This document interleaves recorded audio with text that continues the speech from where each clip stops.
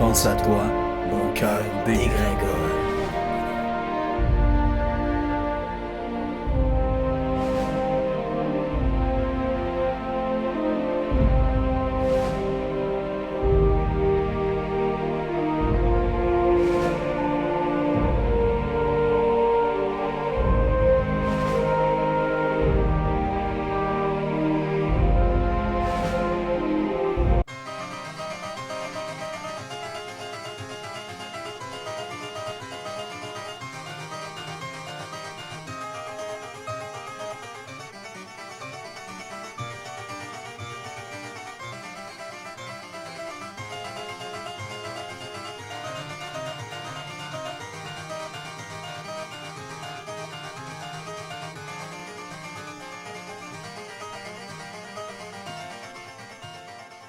Bon, en 1900, l'île de Hull actuelle, c'est un milieu à 95% ouvrier. Ce sont des gens qui travaillent à la IBD, à la J.R. Booth, chez Ehrman, chez Bronson, en fait, dans toutes les scieries qui composent actuellement, à l'époque, c'est-à-dire les chaudières. Évidemment, le 26 avril 1900, il va y avoir un gros incendie qui commence rue Chaudière, l'actuelle rue Saint-Rédempteur. Et cet incendie-là va consumer 42 de l'île de Hull et 20 de la ville d'Ottawa. Évidemment, la population, bonne partie de la population n'a plus d'endroit pour se loger et la ville n'est pas assez grande pour pouvoir loger les sans-abri, qui sont de l'ordre d'à peu près 12 000 personnes dans la région.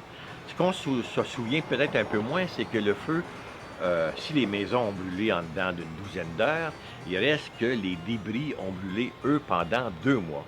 Encore à la fin du mois de juin 1900, la ville, le vieux Hull, est recouvert de cendres chaudes.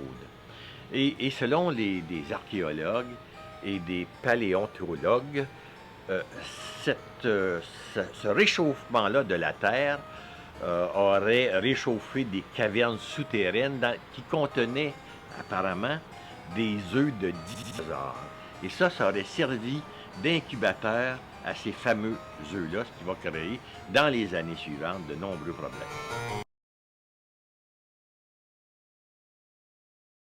Certains disent avoir vu, vers 1915, on est au début en fait de la Grande Guerre, certains pensent avoir vu dans l'île de Hull, imaginez des petits dinosaures. Les petits dinosaures qu'on a aperçus, évidemment, on va en parler à gauche et à droite. Et en 1922, là, tout à coup, il y a des gens qui vont voir sur la rue principale, qui est aujourd'hui la promenade du Portage, un dinosaure déambulé dans la rue. Et comme ils étaient de nombreuses personnes à voir ce fameux dinosaure-là, aucune personne ne pouvait les remettre en question. C'est en 1933 que la ville dépêche un premier enquêteur avec un mandat d'enquêter sur la présence des bêtes du vieux Hull. L'enquêteur s'appelle Guillaume Adam et c'est lui qui recueille les histoires des habitants, quelques artefacts et qui réussit à prendre un cliché du premier dinosaure officiellement reconnu par la ville.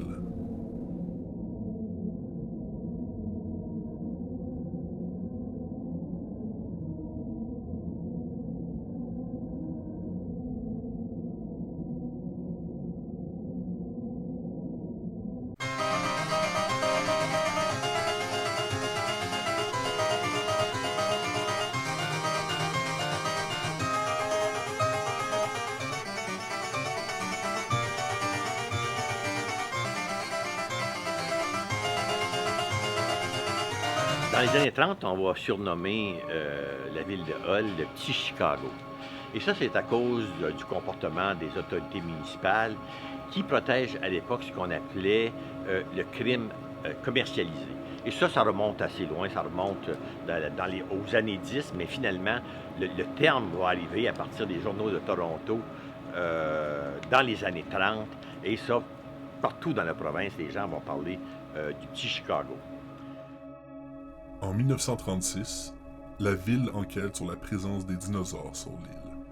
On dénombre 170 dinosaures sur l'île de Hull cette année-là. Bien, il y a de plus en plus d'incidents mystérieux qui se produisent dans le vieux hall.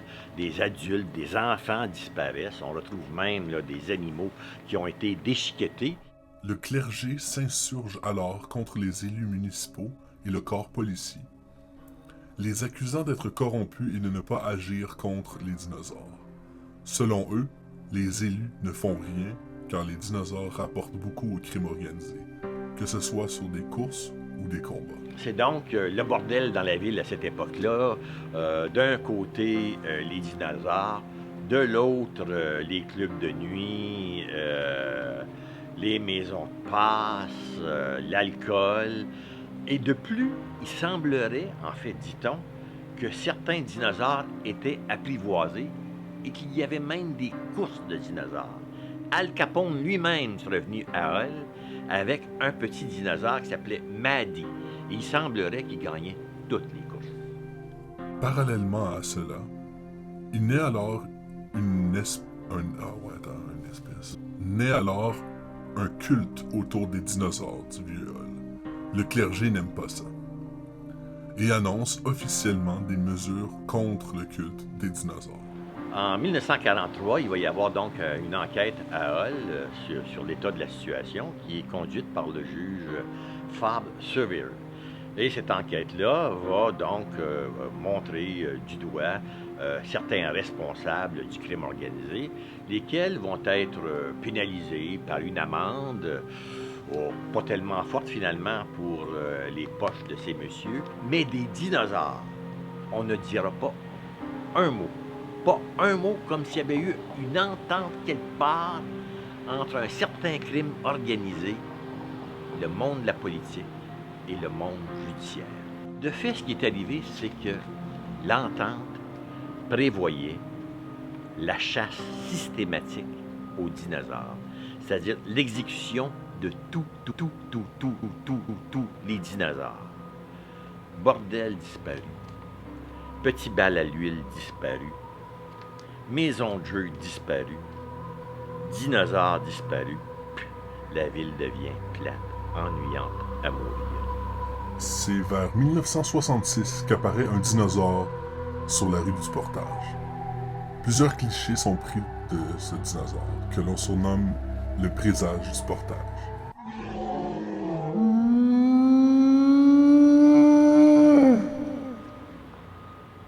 OK. Donc, pendant près de 20 ans, même un peu plus de 20 ans, on n'entend plus parler du tout des dinosaures. Les dinosaures deviennent une légende qui, finalement, intrigue beaucoup les nouvelles générations qui sont soit nées à Hull, soit sont arrivées sur l'île de Hull. Donc, cette légende-là, ben, c'est comme n'importe quelle légende. C'est celle du petit chacon rouge, on n'y croit pas trop, jusqu'au jour où apparaît dans l'île de Hull un dinosaure, et ça fait vraiment un mauvais présage.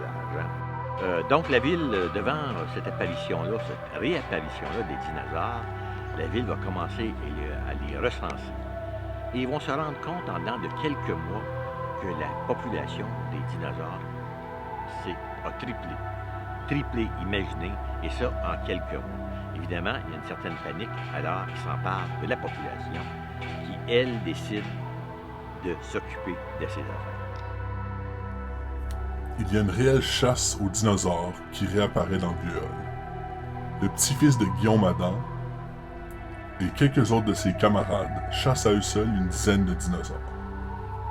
La ville engage alors des chasseurs professionnels pour tuer les dinosaures qui s'approchent trop près du centre-ville. En 1967, Jean-Gustave Marceau terrasse le premier tyrannosaure apparu sur l'île. On assiste alors à une pratique grandissante chez les habitants de l'île. La chasse aux dinosaures devient de plus en plus commune et de moins en moins respectueuse. Fin des années 60, la ville de Hull accepte la construction sur son sol de complexes bureaucratiques. Et ces complexes bureaucratiques-là vont prendre le nom de portage, portage 1, portage 2, portage 3.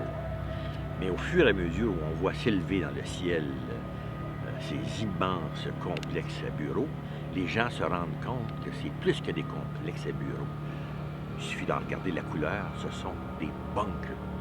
Des bunkers à partir desquels on surveille les dinosaures de l'île de Hull. Évidemment, on fait disparaître au même moment, c'est-à-dire les lieux propices à l'élevage, à la vie des fameux dinosaures, et la population est vraiment touchée par ces bouleversements urbains qui viennent d'être créés. C'est donc une nouvelle manière de transformation des manières, de la façon de régler le problème des dinosaures. Fait qu'au lieu de les massacrer, on va commencer par émettre des quotas. On va délocaliser les dinosaures. On va déplacer leur nid vers le nord de l'île de Hull. Et cette période de transformation-là va évidemment créer de nouveaux problèmes avec ces nouvelles méthodes. Et les dinosaures vont commencer à se disperser un peu partout dans la ville de Hull et même déborder beaucoup sur Pointe-Gatineau et Hermon. Il y a deux types de chasseurs de dinosaures. Il y a celui qui sort des bunkers, portage 1, 2 et 3, qui lui ne chasse qu'entre 9h et 5h. Et il prend des statistiques, il va même mesurer les dinosaures. En fait, on a vraiment une idée exacte du nombre de dinosaures qu'il a abattus et du type de dinosaures. Il y a aussi le chasseur amateur de dinosaures. Ben, lui, il chasse les dinosaures selon son bon vouloir. Il en fait parfois même son menu. Parce que le chasseur de dinosaures amateur est aussi amateur de barbecue. Et il semble-t-il que les queues de dinosaures, c'est excellent. Alors, c'est une des raisons pour laquelle il va chasser le dinosaure, mais il est moins chasseur durant l'hiver, puisque mettre le barbecue dehors, c'est moins intéressant, hein, il fait froid. À ce moment-là, le chasseur professionnel, lui, comme il a une job, il continue à tous les jours, hiver comme été, pluie ou soleil. Les dinosaures font une réapparition musclée dans le Vieux-Hull et surprennent même les chasseurs les plus expérimentés. Ils deviennent de plus en plus féroces et violents. OK, dans les années 80, au début des années 80, la ville décide de concentrer tous les bars dans un même coin, c'est-à-dire sur la promenade, sur la rue de la promenade du Portage. Et c'est là qu'il va se présenter un problème imprévu. C'est le retour des dinosaures sur promenade du Portage. De sorte que ça va créer un nouveau danger quand les citoyens vont fêter sur promenade du Portage. Bien, quand ils ont passé par des petits coins sombres ou au travers des parcs, eh bien, il arrive souvent qu'ils soient attaqués par un de ces nombreux dinosaures qui a réintégré le sud de l'île de Hull. Un chaos semblable à celui des années 20 et 30 s'installe dans le Vieux-Hull. La nuit devient dangereuse. Pour pallier ce problème de réapparition des dinosaures sur promenade du Portage, la ville va donc décider d'accroître et de beaucoup les forces policières à cet endroit. De sorte que les forces policières vont, par tous les moyens possibles, tenter de protéger les citoyens qui viennent s'amuser, avoir du plaisir, promenade du Portage. Mais ça ne fonctionne pas vraiment. D'ailleurs, il va y avoir de nombreuses blessures graves. N'empêche, il faut louer le courage des policiers. D'ailleurs, une journée, il est arrivé un dinosaure, une nouvelle sorte de dinosaure, un dinosaure mutant, un petit dinosaure très, très, très agressif, que la police va être obligée d'abattre. Mais cette nouvelle sorte de dinosaure-là est tellement résistante que ça va leur prendre une douzaine de balles pour réussir à abattre ce dinosaure et ainsi assurer la sécurité de la population qui jouissait paisiblement, tranquillement de la promenade du Portage. Cette chasse aux dinosaures-là,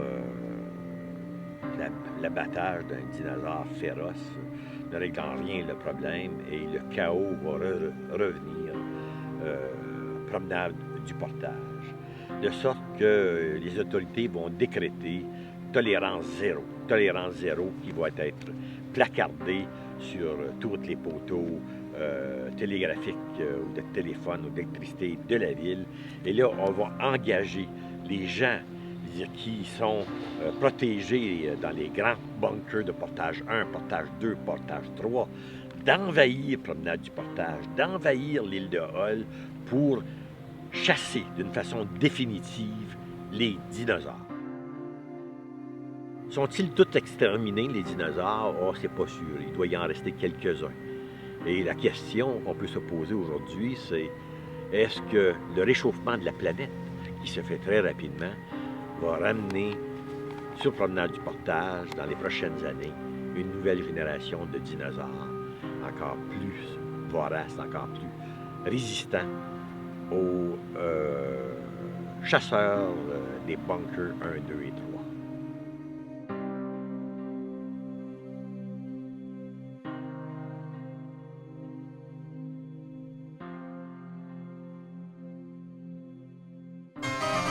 Qu'est-ce que j'entends? Des drôles de bruit. On dirait un lion. Oh non. Oh, je sais c'est quoi. Ils s'en viennent par ici. Les dinosaures. Dinosaures. Les dinosaures. Dinosaures. Les dinosaures. Dinosaures. Moi je connais les dinosaures. Il y en a qui ont des grandes dents, il y en a qui sont méchants, il y en a qui sont tout gris, il y en a qui sont tout petits, il y en a qui ont le cou très long. Moi je connais les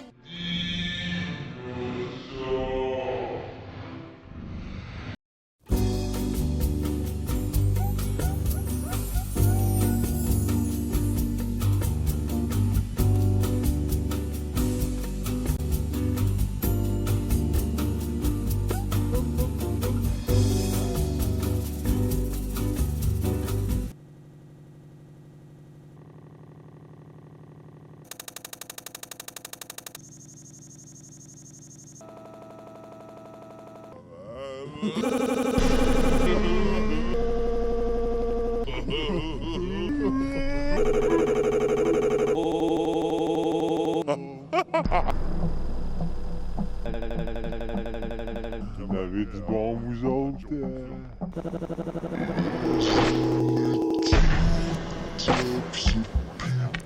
On vient en mettre.